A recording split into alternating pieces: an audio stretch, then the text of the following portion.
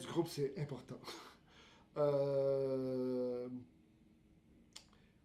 Si on travaille en mode en temps réel, j'ai une activité synchrone, j'ai une activité, je présente un ou deux concepts, là je peux m'adresser effectivement à l'ensemble du groupe, qu'il soit 20 ou 50 ou même 60.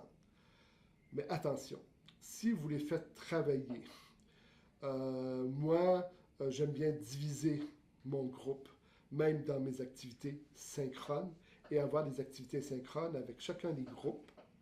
Mais j'enregistre chacune de ces séances de travail-là.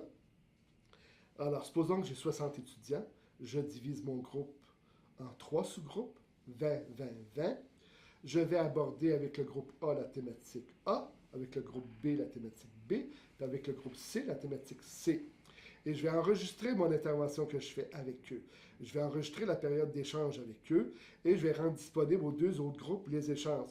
Et je vais m'organiser pour qu'il y ait une activité qui les oblige à aller écouter les présentations, les échanges que j'ai eus avec les autres groupes.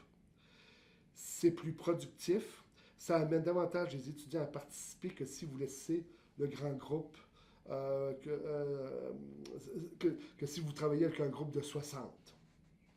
Alors, le travail en sous-groupe, il est intéressant.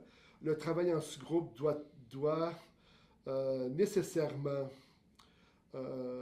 utiliser soit le wiki ou un outil comme Google Drive, un document OneDrive ou je ne sais trop quelle technologie, là, ça peut dépendre parce que je veux avoir des traces. Donc, le travail en sous-groupe est plus productif que faire travailler un groupe de 60 personnes. Sauf, comme je vous le disais, c'est important, si vous donnez une présentation, là, vous pouvez le faire devant 60 personnes. Donc, la taille du groupe, grand groupe, j'essaie de réduire autant que possible le grand groupe, de le diviser en sous-groupes. Et ce qui est important, c'est de rendre le travail qui est fait en sous-groupe interdépendant. Il faut que les groupes deviennent interdépendants. Et ça peut même jusqu'à aller que le groupe C a besoin du travail de A pour continuer son propre travail.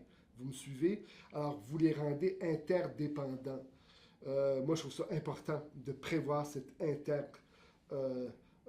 dépendance. Là, vous allez me dire, oui, mais là, tu joues dans la conception, Bernard.